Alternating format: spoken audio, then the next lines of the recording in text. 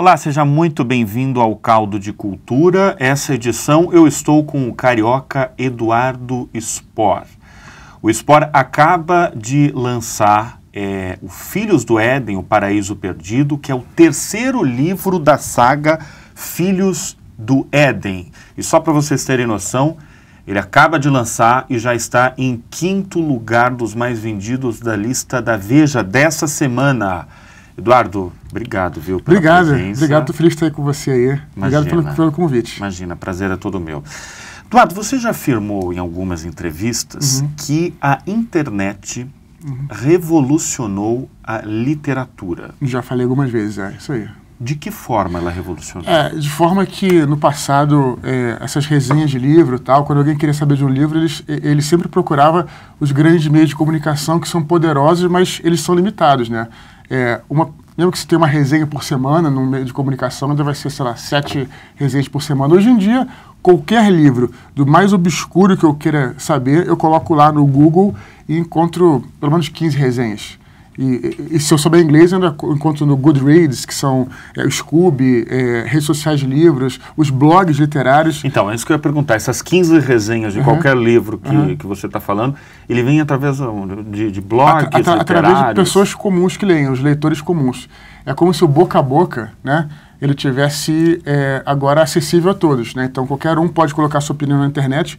É claro que vão ter materiais bons, vai ter materiais bons e ruins, mas, de qualquer maneira, é um material que a pessoa tem acesso. Então, hoje em dia, quem é fã de ficção científica, fantasia, tique-lique, qualquer tipo de gênero, pode ir na internet e conversar com outras pessoas que gostam, em qualquer lugar do Brasil, do mundo, e também conversar com os autores, o que é bacana, com o Twitter, com o Facebook, e todas as ferramentas que se usa aí.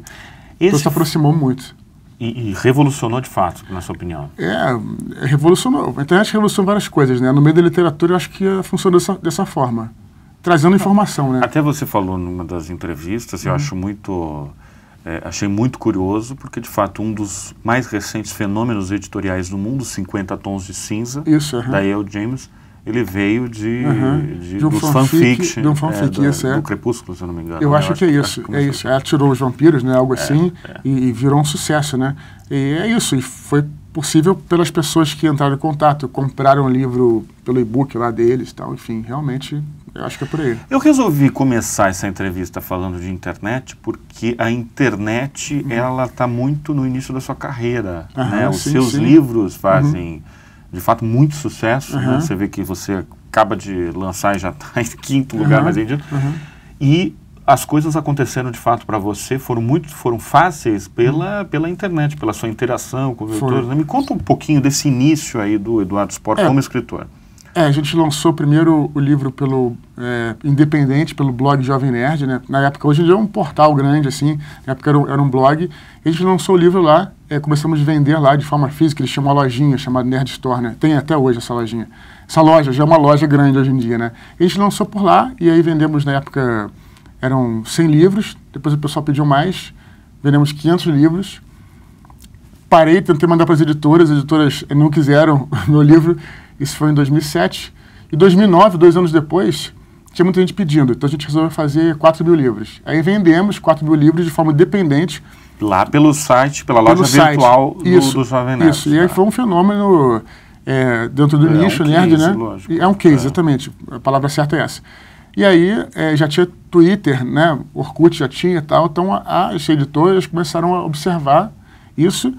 E finalmente veio o contrato, né, a proposta para fazer o contrato com a editora Verus, né, que é um grupo que é o selo da Record, em 2010, né? Então teve 2 momentos de lançamento. 2007, 600 livros.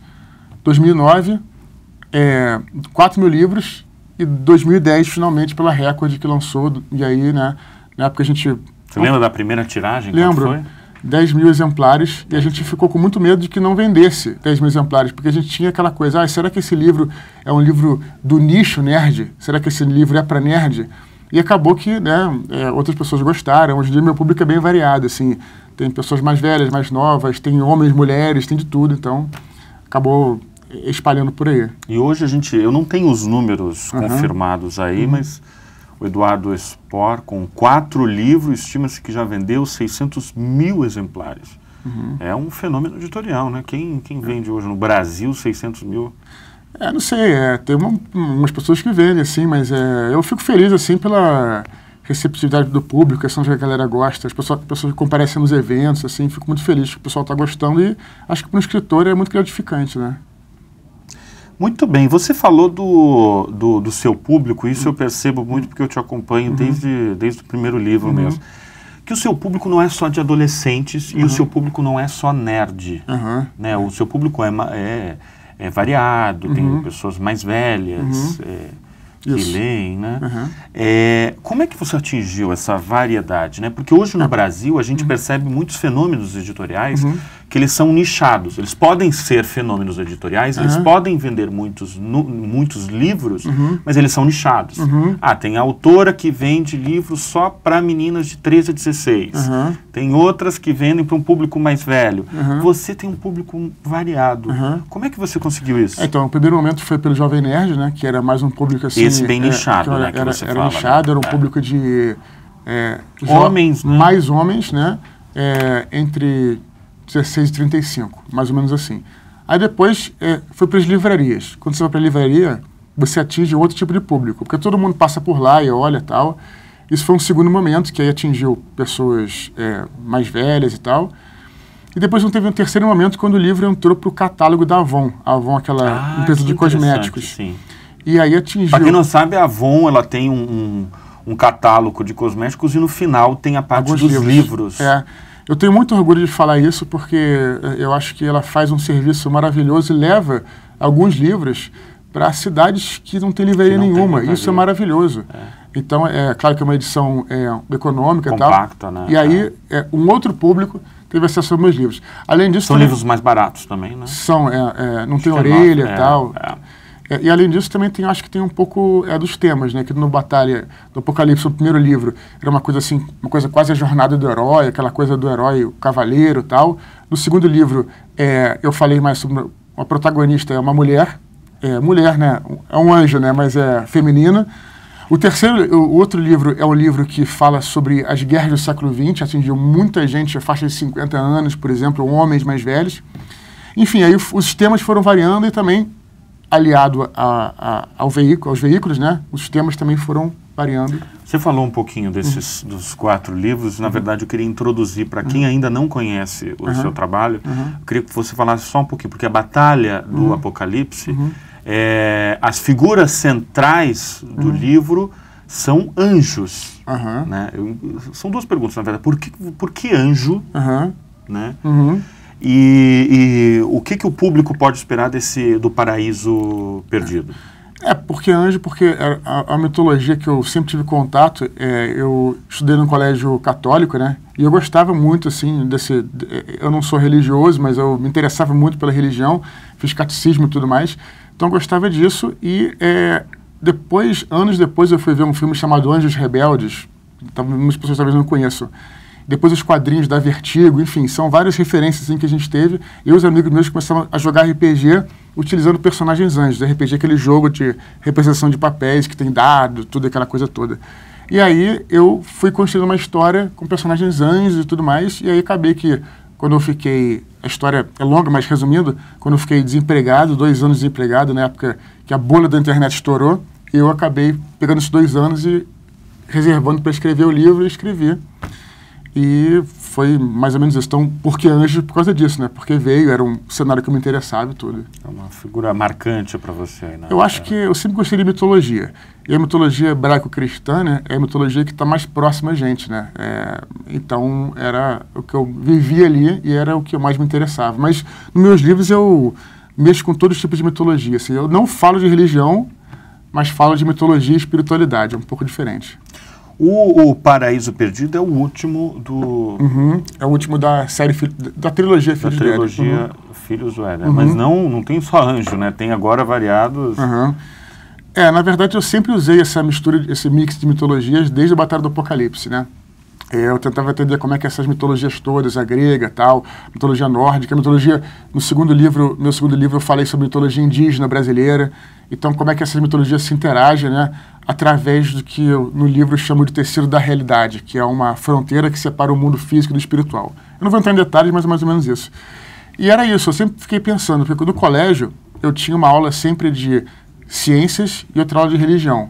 E uma meio que contradizia a outra. E eu ficava pensando, como é que essas duas coisas se interagem. Isso me tornou um cara cético, um cara que sempre faz perguntas. E eu gosto de misturar as coisas e tal. Você é formado em? Publicidade e jornalismo. Publicidade e jornalismo. Isso. Fiz publicidade, aí com mais um ano eu me formava em jornalismo e acabei sendo mais jornalista do que publicitário. Mais jornalista que publicitário. Mas você começou, você não era escritor, evidente, você teve trabalhos... Você que também é escritor, você certamente sabe que você super recente. Você sabe que você sempre foi um escritor, eu tenho certeza absoluta disso. Você sempre, desde o colégio, você devia escrever pelo menos excelentes redações, e eu acho que é um pouco isso, né? Eu larguei jornalismo em 2009, quando eu comecei a poder viver de literatura. Mas eu costumo dizer assim que sempre fui escritor, minha primeira história eu escrevi aos 6 anos de idade, e, enfim, né? Não ganhava com isso, mas sempre fui assim. Mas viver de literatura a partir de 2009. Mas aí você já estava com um mínimo sucesso já no Jovem Nerd. Né? Foi o começo que eu vendi os 4.000 livros lá, foi essa época. Seu público quer saber, e depois de Paraíso Perdido, depois dessa saga, o que vem, o que... Imagino que você já deve estar preparando algumas coisas aí. Estou preparando uma enciclopédia visual, um guia ilustrado, que vai ser no Natal de 2016.